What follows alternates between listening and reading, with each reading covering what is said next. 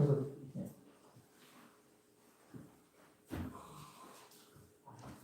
시편 29편 11절의 말씀을 먼저 읽겠습니다. 시편 29편 11절입니다. 여호와께서 자기 백성에게 힘을 주시며 여호와께서 자기 백성에게 평강의 복을 주시리로다. 성도 여러분 안녕하십니까? 반갑습니다. 우리는 지금 코로나 때문에 불안한 시대를 살아가고 있습니다.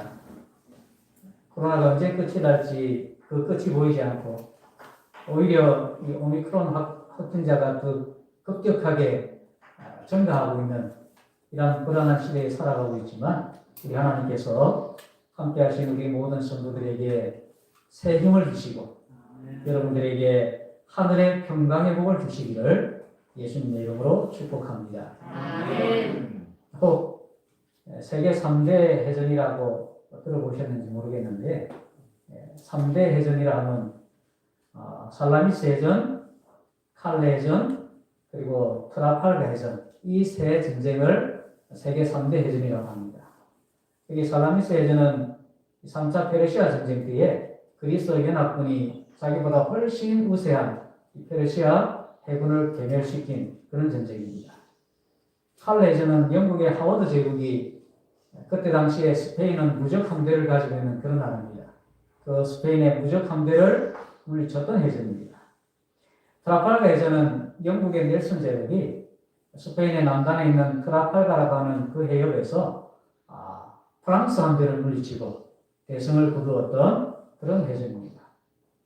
일각에서는 이순신 장군이 왜군을 물리쳤던 한산도 대첩을 포함을 시켜가지고 세계 4대 대첩이라 그렇게 말하기도 합니다.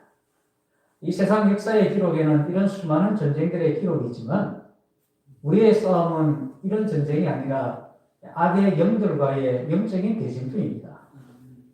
예수님께서 이 땅에 계실 때에도 사단과의 치열한 세 번의 대쟁투가 있었습니다. 우리가 이 세계 3대에서는 몰라도 우리의 구원을 위해서 싸우셨던 우리 예수님의 사단과의 그 3대 쟁투 정도는 우리가 알아야 될 것 같아요. 선지자왕 701쪽에 보시면 광야의 시험에서 게세마네 동산에서 십자가 위에서 우리의 구주께서는 흑암의 왕 사단과 싸우셨다. 당신의 상처는 인류를 위한 당신의 승리의 트로피가 되었다. 광야에서 예수님은 사단의 거센 시험을 받았습니다. 3가지 시험을 받았지. 그때 당시에 만약에 예수님이 그 시험에 조금이라도 굴복했더라면 우리의 구원은 기대할 수가 없었을 것입니다. 그러나 예수님은 말씀으로 승리하셨습니다. 게세마네 동산에서는 밤을 지새우면서 온 인류의 구원을 위해서 정말 거센 투쟁을 하셨고 기도로서 승리하셨습니다. 십자가 위에서 예수님은 사망의 세력을 잡은 자, 곧 사단의 근세를 짓밟으시고 십자가 위에서 승리하심으로써 우리의 모든 구원의 계획을 다 이루셨습니다. 여기 광야에서 게세마네 동산에서 그리고 십자가 위에서 우리 예수님은 흑암의 왕이었던 사단과 더불어 싸우셨고 그리고 승리하셨습니다. 이 중에서도 광야에서 사단과 투쟁하셨던 이 예수님의 모습에 대해서 이번 기간 동안에 좀 함께 생각해 보려고 합니다. 예수님이 광야에서 사단에게 몇 번 시험을 받으셨습니까? 3번 받았죠. 그래서 오늘 저녁에는 그 첫 번째 시험, 그리고 내일은 안식학교 시간에는 2번째 시험, 설교일 시간에는 3번째 시험에 대해서 말씀을 좀 드리도록 하겠습니다. 마태복음 4장 1절로 4절에 있는 말씀. 그때 예수께서 성령에게 이끌려 마귀에게 시험을 받으러 광야로 가사 40일을 밤낮으로 금식하신 후에 죽이신지라. 시험하는 자가 예수께 나와서 가로되 내가 만일 하나님의 아들이거든 명하여 이 돌들이 떡덩어리가 되게 하라. 예수께서 대답하여 가라사대 기록되었으되 사람이 떡으로만 살 것이 아니요 하나님의 입으로 나오는 모든 말씀으로 살 것이라 하였느니라. 아멘. 마틴 루터에게는 정말 아주 훌륭한 동력자가 있었습니다. 멜라히톤이라는 친구가 있었는데, 멜라히톤은 성품이 아주 온순한 사람입니다. 그리고 조심성이 있고 또 아주 신중한 그런 사람입니다. 그런데 반면에 루터는 상당히 좀 가격적이고 용감하고 또 과감하고 물불을 가리지 않는 그런 성격이었죠. 그렇기 때문에 루터는 항상 이 반대 원수들의 어떤 그런 핍박을 좀 많이 받았습니다. 그래서 하나님께서는 루터와는 정말 다른 성격을 가진 멜라히톤이라는 친구를 옆에 붙여가지고 이 개혁 사업을 진행하는 동안에 루터를 옆에서 잘 도와주도록 그렇게 하나님께서 계획을 세우셨어요. 그때 당시에 기록에 보면 멜라히톤이 겁을 먹고 좀 주저할 위험에 빠졌을 때는 루터가 큰 도움이 되고, 루터가 너무 과격하게 행동할 위험이 있을 때는 멜라히톤이 오히려 그에게 큰 도움을 주었습니다. 대쟁투 134쪽에는 그렇게 두 사람이 연합함으로써 개혁사업은 한층 더 보강이 되었고, 이것이 루터에게는 큰 용기의 근원이 되었다라고 기록을 하고 있습니다. 루터의 좋은 친구였고 훌륭한 동력자였던 멜라히톤이 말하기를, 루터는 정말 죽을 지경에 이를 만큼의 아주 큰 악마의 시험들을 많이 받았다고 그렇게 했습니다. 정말 힘이 들어서 죽을 지경에 이를 정도로 그런 사단의 시험을 받았다고 했어요. 옆에서 지켜본 친구가 그렇게 말을 했기 때문에 우리는 루터에게 얼마나 많은 시험이 있었는지를 알 수가 있습니다. 그러나 루터는 오히려 이렇게 말합니다. 기도와 말씀 묵상과 시험, 이 세 가지가 복음 전도자에게 최고의 서성이다 그랬어요. 루터는 기도와 말씀 묵상만큼이나 자기를 죽을 지경에 이를 만큼 힘들게 만들었던 그 시험을 통해서도 그가 많은 것을 배우고 많은 것을 경험했다는 거예요. 오늘 우리는 예수님의 광야 시험을 통해서 무엇을 배울 수가 있을까요? 그 첫 번째 시험입니다. 시험하는 자가 예수께 나와서 가로되 내가 만일 하나님의 아들이었다 명하여 이 돌들이 떡덩이가 되게 하라 그랬습니다. 내가 만일 하나님의 아들이거든. 예수님을 시험했던 사람이 처음으로 했던 말이 바로 이 말입니다. 내가 만일 하나님의 아들이라면. 무슨 의미로 이 말을 했을까요? 여러분, 우리 예수님 누구십니까? 베드로는 고백하기를 주는 그리스도시요 살아계신 하나님의 아들이십니다 했습니다. 그리고 얼마 전에 침례를 받고 난 다음에 하나님께서 예수님을 향해서 뭐라 말씀하셨는가? 이는 내 사랑하는 아들이요 내 기뻐하는 자라고 했습니다. 예수님은 하나님께로부터 분명한 확정을 받은 것입니다. 이는 내 사랑하는 아들이다. 그런데 그 자리에 사단도 있었어요. 그 사단은 하나님의 영광이 그 아들 위에 임하는 것을 보았습니다. 이는 내 사랑하는 아들이요 말씀하시는 하나님의 음성을 들었어요. 그럼에도 불구하고 지금 뭐라고 하고 있는가? 내가 만일 하나님의 아들이거든 이렇게 말하고 있습니다. 이것은 예수님의 마음속에 불신을 불러일으키고 예수님의 마음속에 의심을 불러일으키려고 하고 있는 것입니다. 시대의 소망에 보면 이때의 모습을 이렇게 기록하고 있습니다. 그는 광명한 천사처럼 보였지만 내가 만일 하나님의 아들이거든이라는 첫 말이 그의 성격을 풍부해 주었다. 이 말 가운데 불신에 대한 암시가 있었다. 만일 예수께서 사단이 제의하는 대로 행한다면 그것은 이 의심을 인정하는 것이 될 것이었다. 이렇게 한 말 가운데는 불신에 대한 암시가 포함되어 있었다고 그랬죠. 예수님이 그 사단의 제의에 따랐더라면 그 의심을 인정하는 것이 되는 거예요. 여기 또 한 가지가 더 있습니다. 내가 만일 하나님의 아들이거든 이 말에는 사단의 마음속에 부글거리고 있는 빈정됨이 표현되어 있다. 그의 의존에는 전혀 믿겨지지 않는다라고 하는 표현이 담겨 있다고 했습니다. 전혀 믿겨지지 않는다. 하나님께서 어찌 당신의 아들을 이렇게 대우하실까? 하나님께서 어찌 그 아들을 음식도 없고 친구도 없고 아무런 위로도 없는 광야에다가 홀로 내버려 두실까? 그래가 정말 하나님의 아들이라면 결코 하나님께서 이런 형편에 처하도록 하지는 않았을 거예요. 않았을 거다. 근데 당신이 지금 처해 있는 처지를 보니까 그대는 하나님의 아들이 아니야. 전혀 믿겨지지 않는다. 그렇게 빙정거리면서 만약에 하나님의 아들이 맞으면 배고픔을 면하기 위해서 능력을 나타내 보여라고 그렇게 시험을 하고 있는 것입니다. 만일에 이 예수님께서 이 사단의 말대로 했더라면 그것은 자기 스스로가 그것을 인정하는 꼴이 되고 마는 것입니다. 침례를 받고 난 다음에 하나님의 아들됨에 대한 분명한 확증을 받았잖아요. 그런데 지금 와서 무슨 증거가 더 필요하겠습니까? 하나님께서 직접 말씀을 하셨고 하나님께서 친히 이는 내 사랑하는 아들이라고 그렇게 하나님께서 인정해 주셨는데 더 이상 무슨 증거가 더 필요합니까? 그런데도 사단은 하나님이 하신 말씀을 믿지 못하도록 자꾸 의심을 불어넣고 불신을 불러일으키고 있는 거예요. 그래서 시대성경 119쪽에 보면 첫 번째 시험의 목적이 나와 있습니다.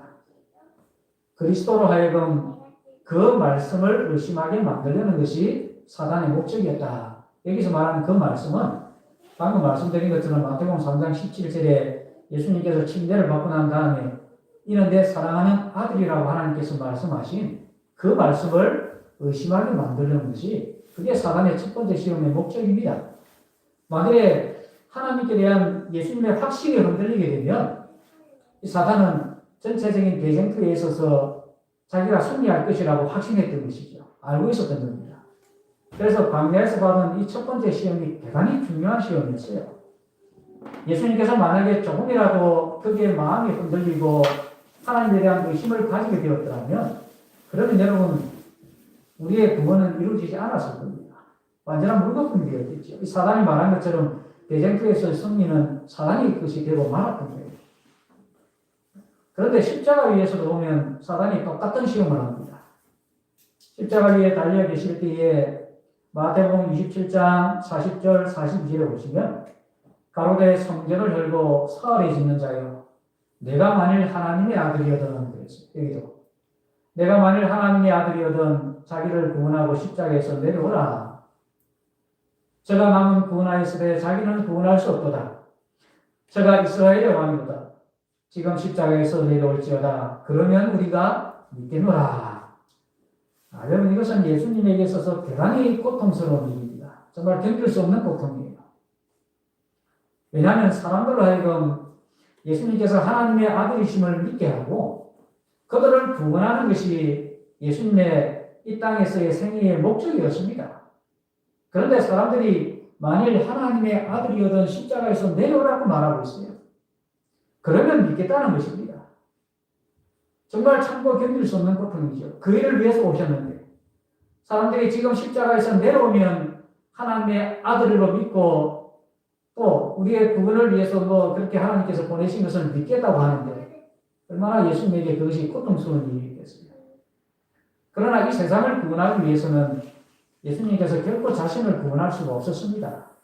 십자가에서 내려올 수가 없었어요. 만약 예수님께서 사단의 이 말대로 십자가에서 만약에 내려왔더라면 대쟁투에서 승리는 사단의 것이 되고 마는 것입니다. 그래서 사단이 만일 내가 하나님의 아들이거든 이 말로서 시험을 시작을 했고 십자가에 의해서 이 말로 시험을 끝마치려고 하고 있는 거예요. 그러나 성도 여러분 언제나 우리가 조심해야 될 부분이 바로 이겁니다. 사단은 언제나 그래요. 늘 이런 식으로 저와 여러분들의 마음속에 사단은 계속해서 의심을 불러일으키고 있습니다. 마치 사실이 아닌 것을 사실인 것처럼 일어나지도 않은 일을 일어난 것처럼 있지도 않은 일을 있는 것처럼 그렇게 만들어서 우리가 하나님을 의심하고 하나님의 약속을 믿지 못하도록 만들고 있는 거예요. 사단이 끊임없이 우리에게 그렇게 하고 있습니다. 그러나 여러분 우리는 믿음 없는 자가 되지 말고 믿는 자가 되어야 합니다. 이것은 예수님께서 예수님의 부활을 믿지 못하는 도마를 향해서 하신 말씀입니다. 이 손가락 여기 만져봐. 그리고 믿음 없는 자가 되지 말고 믿는 자가 되라고 그렇게 말씀하신 거예요. 오늘 우리에게 하시는 말씀입니다. 그렇지만 가뭄이 있을 때에 엘리야는 하나님의 약속을 믿었어요. 하나님께서 비를 내리시겠다고 아합에게 달아있을 때에 그 약속을 믿었습니다. 그리고 그 믿음을 가지고 그가 비를 부렸습니다. 비가 올 징조는 아무것도 보이지 않았지요. 그러나 엘리야는 하나님의 약속을 붙들고 그의 단언이 응답될 때까지 기도하기를 그치지 않았습니다. 한 번, 두 번, 세 번. 마지막 7번째에 저기 동쪽에 조그만한 손바닥만한 구름을 보았을 때 엘리야는 기도 응답에 대한 확신을 가졌습니다. 하나님께서 주시겠다 하셨기 때문에 그 약속대로 이루어질 것을 믿었던 거예요. 오늘날 우리에게도 그런 믿음이 필요합니다. 선지자왕 157쪽에 오늘날 세상에도 이와 같은 신앙, 곧 하나님의 말씀의 약속을 굳게 붙잡고 하나님께서 들으실 때까지 그 약속을 놓지 않는 신앙이 필요하다. 이와 같은 신앙은 우리를 하늘과 밀접하게 연결시켜주고 또 어둠의 권세와 싸워서 이길 힘을 우리에게 가져다 준다. 우리가 어둠의 권세와 더불어 싸워서 이길 힘을 얻기 위해서는 하나님께서 들으실 때까지 하나님의 약속을 놓지 않고 구하는 그런 믿음이 필요하다는 것이죠. 그렇게 하나님과 우리 사이에 밀접한 관계가 필요한 것입니다. 그래야지 우리가 이 세상 어둠의 권세들과 더불어 싸워서 이길 힘을 얻는 것입니다. 마가복음 11장 23절 24절에 내가 진실로 너희에게 이르노니 누구든지 이 산들어 들리어 바다에 던지우라 하며 그 말하는 것이 이룰 줄 믿고 마음에 의심하지 아니하면 그대로 되리라. 그러므로 내가 너희에게 말하노니 무엇이든지 기도하고 구하는 것은 받은 줄로 믿으라. 그리하면 너희에게 그대로 되리라. 무엇이든지 기도하고 구하는 것은 받은 줄로 믿으라 하셨어요. 마음에 의심하지 않고 정말 그 구한 것을 하나님께서 주실 것을 믿으면 그대로 되리라 하셨습니다. 그러니까 우리가 이 약속을 믿고 구했으면 의심하지 말고 그대로 될 것을 믿어야 되는 것이죠. 그런데 사단은 계속해서 우리의 마음속에 하나님의 약속의 말씀을 믿지 못하도록 시험하고 있는 거예요. 자꾸 불신하도록 하는 것입니다. 그러나 하나님의 약속은 분명히 이루어질 것을 엘리야가 믿고 구한 것처럼 우리도 그러한 신앙을 가지고 하나님께서 그 응답을 들어주실 때까지 기도의 끈을 놓지 않는 그런 믿음들이 우리에게 필요한 것입니다. 마태복음 17장 20절에 너희가 만일 믿음이 한 겨자씨만큼만 있으면 이 산을 명하여 여기서 저기로 옮기라 하여도 옮길 것이요 또 너희가 못할 것이 없으리라. 겨자씨, 한 겨자씨. 이 겨자씨는 정말 씨앗 가운데서도 가장 작은 그런 씨앗으로 알려져 있잖아요. 아주 작은 씨앗인데 그런데 그 겨자씨를 심으면 그것이 자라나서 엄청 큰 나무가 된다고 예수님이 말씀하셨어요. 천국의 교회에 말씀하실 때. 그것은 그 겨자씨가 작지만 그 안에 생명이 있다는 것입니다. 생명을 가지고 있는 씨앗은 심어놓으면 자라는 것입니다. 그것처럼 우리의 믿음이 살아있는 믿음이라면 겨자씨만한 믿음이라 할지라도 그 믿음이 생명이 있고 살아있는 믿음이라면 우리 앞에 모여있는 그 어떤 산과 같은 어려움, 산과 같은 문제들도 다 이겨낼 수 있다고 우리에게 하나님께서 약속으로 주고 계십니다. 마가복음 9장 23절에 예수께서 이르시되 할 수 있거든이 무슨 말이냐 믿는 자에게는 능치 못할 일이 없느니라. 믿는 자에게는 능치 못할 일이 없느니라. 못할 것이 없다고 그랬어요. 그래서 믿음이 우리에게 어둠의 권세와 더불어 싸울 수 있는 이길 힘을 우리에게 주는 것입니다. 어려움을 당할 때마다 이겨낼 수 있는 원동력이 바로 이 믿음이 우리에게 가져다 주는 거예요. 아까 우리 장로님 소개하셨는데 제가 강한교회 작년에 부임했습니다. 3월에 부임해서 아직 1년을 채우지 못했는데 강한교회 오기 전에 제가 삼천포 천성교회에 있었습니다. 거기서 한 예집사님에게 손녀가 하나 있었는데 그 손녀의 이름이 하은입니다. 하나님의 은혜를 줄여가지고 하은이라고 이름을 지은 거예요. 그 이름처럼 이 아이는 정말 하나님의 놀라운 은혜를 경험한 아이입니다. 하은이를 가졌을 때에 그 엄마의 뇌에 종양이 생겼어요. 그 때문에 아이가 뱃속에서 제대로 자라지는 못했습니다. 그리고 산모는 아이 때문에 제대로 치료를 받을 수가 없었어요. 그래서 한 사람을 살리기 위해서는 어쩔 수 없이 한 사람을 포기할 수밖에 없었습니다. 병원에서는 계속해서 한 사람을 포기해야 된다고 그렇게 가족들에게 종용을 했습니다. 결국에 가족들은 산모를 살리기로 했지요. 더 늦기 전에 수술을 하게 된 것입니다. 교회와 온 성도들은 그 산모와 아이를 위해서 한 마음으로 기도했습니다. 사람이 할 수 없는 일이지만 하나님께서 그러한 사람이 할 수 없는 일을 행하시기 때문에 그 하나님의 능력을 믿고 산모와 어린아이 그 모두에게 하나님의 은혜가 임하기를 간절한 심령으로 성도들이 한 마음으로 기도했습니다. 아이가 엄마 뱃속에서 7개월도 채우지 못하고 태어났어요. 그래서 병원에서는 가망이 없다고 했습니다. 하나님의 생각은 그렇지가 않았어요. 산모와 어린아이 둘 다 모두 하나님께서 건강하게 해주셨습니다. 하나님께서 교회와 성도들의 간절한 믿음의 기도를 들어주셨던 거예요. 그래서 그 놀라운 하나님의 은혜를 잊지 않도록 하기 위해서 그 태어난 아이의 이름을 하미가 지었습니다. 성도들은 하나님의 약속을 믿었기 때문에 정말 간절한 마음으로 하나님의 약속을 구했습니다.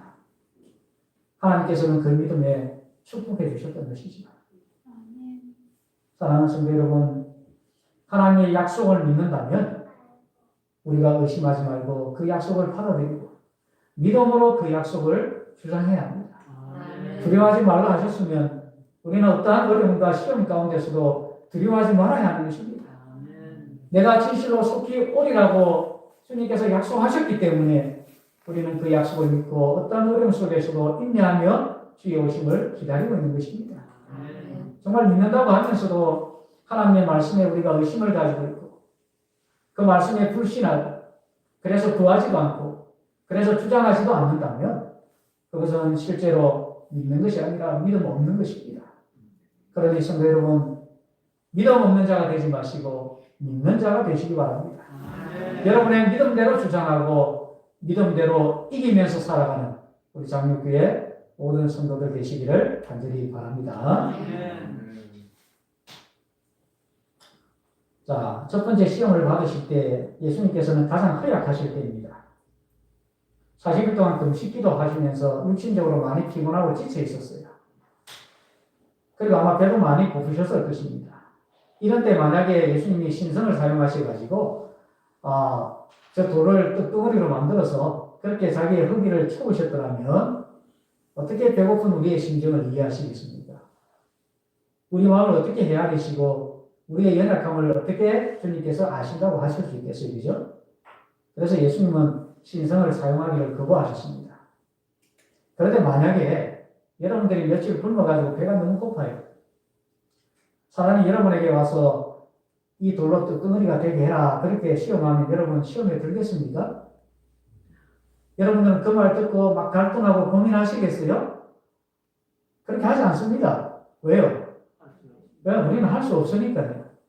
우리는 그럴 만한 능력이 아예 없어요. 그렇기 때문에 그것이 우리에게는 시험 자체가 안 됩니다. 오히려 며칠 굶어서 배고플 때에 사단이 찾아와서 야, 주인 몰래 저 떡 하나 몰래 집어 먹어라. 그렇게 하는 것이 오히려 우리에게는 더 큰 시험이 되는 것입니다.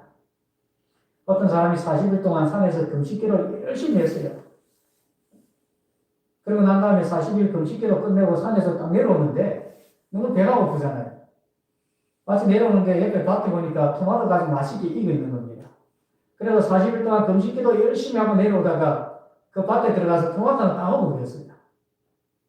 배고플 때에 그거 하나 따먹는 것이 더 큰 시험이 되는 것이죠. 연약한 우리에게. 그러나 예수님은 돌로 떡이 되게 하실 수 있는 분입니다. 충분히 그럴 능력이 있는 분이에요. 물론 포도즙을 만드신 분이잖아요. 능히 이 돌들로도 아브라함의 자손이 되게 하실 수 있는 분의 아들입니다. 돌들이 소리 지르게 하실 수 있는 분이에요. 그렇기 때문에 이 돌들이 떡덩어리가 되게 하라 하는 것이 예수님에게는 시험이 되는 것입니다. 여러분, 사단은요, 우리를 어떻게 공격해야 될지, 우리를 무엇으로 공격을 해야 될지, 사단은 누구보다 잘 압니다. 시대의 소망 120쪽을 보시면, 이와 같이 사단은 인간의 연약성을 이용해왔다. 그리고 그는 장래에도 앞으로도 그와 같은 수법으로 활동을 할 것이다. 사단은 사람이 근심에 둘러싸여 있을 때, 어려운 사정에 어찌할 바를 모를 때, 빈곤과 애통함으로 괴로움을 당할 때마다 시험하여 더 괴롭게 하려고 대기하고 있다. 그는 우리의 품성의 약점을 공격한다. 사단은 우리의 연약함을 너무나 잘 알고 있는 거예요. 그렇기 때문에 우리의 품성의 연약함을 공격합니다. 그래서 우리에게는 돌로 뚝뚝이가 되게 하라는 시험은 하지 않습니다. 그보다는요, 남의 것을 도둑질해라, 다른 사람을 미워해라, 남을 증오해라, 남을 비판해라, 교회 나가지 마라, 바쁘니까 성경 읽지 마라, 기도하지 마라. 그렇게 하는 것이 우리에게 오히려 더 큰 시험이 되고 있는 것입니다. 그러나 사단보다도 우리의 연약함을 더 잘 알고 계시는 분이 누군가 하면 바로 우리 예수님이십니다. 여러분, 예수님께서는요, 히브리서 4장 15절 쉬운 성경의 말씀이에요. 우리의 대제사장은 우리의 연약한 부분을 알고 계십니다. 이 땅에 계실 때 그분은 우리와 마찬가지로 시험을 받으셨습니다. 그러나 결코 죄를 짓지는 않으셨습니다. 우리의 연약한 부분을 알고 계시는 분. 사도행전 524쪽에는 사람들의 마음을 읽으시는 하나님께서는 그들이 자신들을 아는 것보다 그들의 약점을 더 잘 알고 계신다고 해서 나 자신보다도 나의 연약함을 더 잘 알고 계시는 분이에요. 여러분, 베드로가 약점이 있었습니까? 요한이 연약함이 있었습니까? 사도 바울도 약함이 있었습니까? 그래요. 다 연약하고 다 부족하고 다 모자란 사람들입니다. 나약한 사람들이에요. 그러나 그들은 예수님 안에서 강한 사람들이 되었습니다. 사도 바울의 고백을 보십시오. 고린도서 12장 9절로 10절에 보시면 내게 이르시기를 내 은혜가 내게 족하도다. 이는 내 능력이 약한 데서 온전하여짐이라 하신지라. 이러므로 도리어 크게 기뻐함으로 나의 여러 약한 것들에 대하여 자랑하리니 이는 그리스도의 능력으로 내게 머물게 하려 합니다. 그러므로 내가 그리스도를 위하여 약한 것들과 능력과 궁핍과 핍박과 곤란을 기뻐하노니 이는 내가 약할 그때에 곧 강함이니라. 사도 바울은 자기가 약할 때 더 하나님께 기뻐한다고 했어요.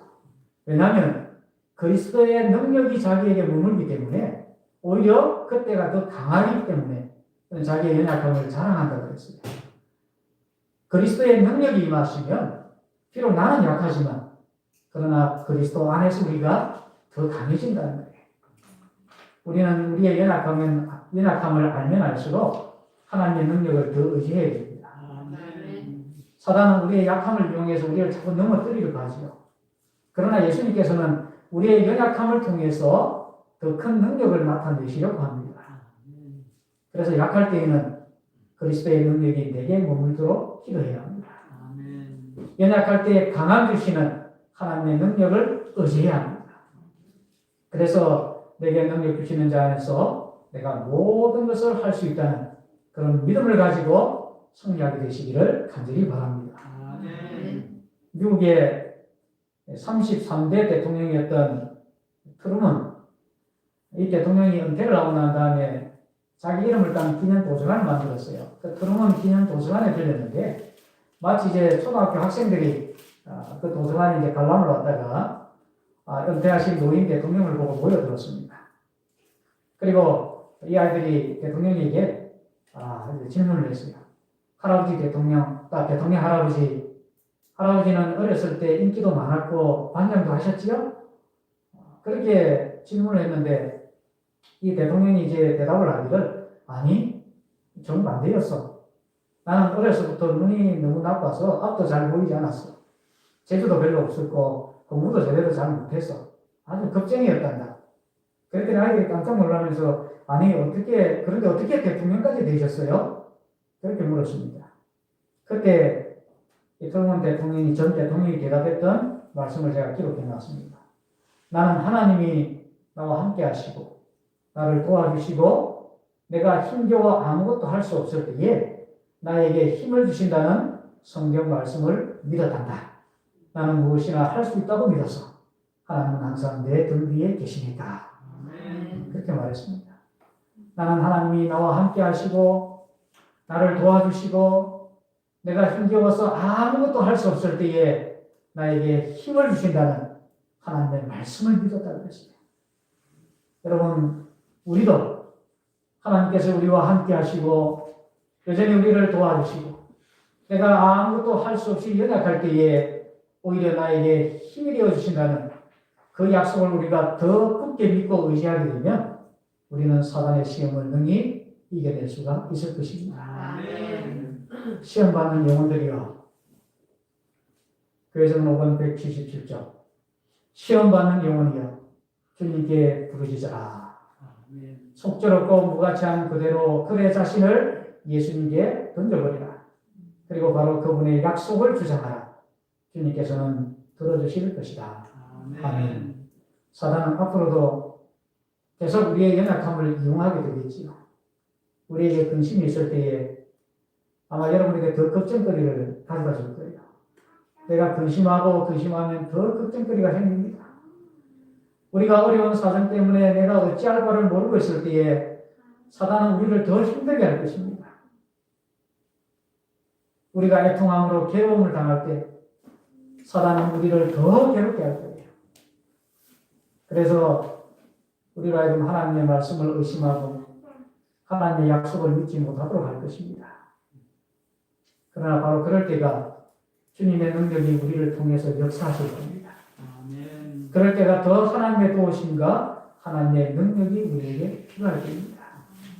사랑하는 성도 여러분들이요, 사단은 여러분들에게 약한 것들과 능력과 궁핍과 핍박과 또 혼란을 통해서 여러분들을 온갖 것을 통해서 시험을 하겠지만, 그러나 여러분들은 그럴 때마다 하나님의 능력이 오히려 더 강하게 우리에게 역사하시도록 믿음으로 온전히 하나님을 붙들고 살아가는 승리하는 참된 그리스도인들이 되시기를 간절히 바라면서 말씀을 마치겠습니다.